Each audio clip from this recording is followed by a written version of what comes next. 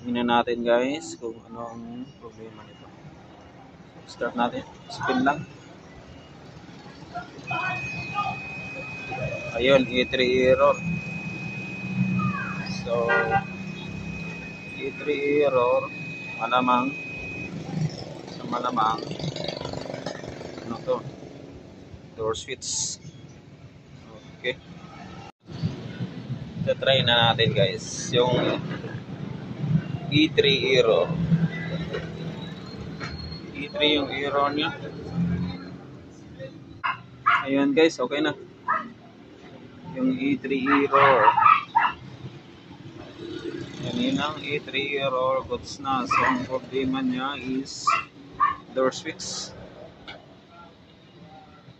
Ito yung problema niya. Ayan. E3 error. Yan. E3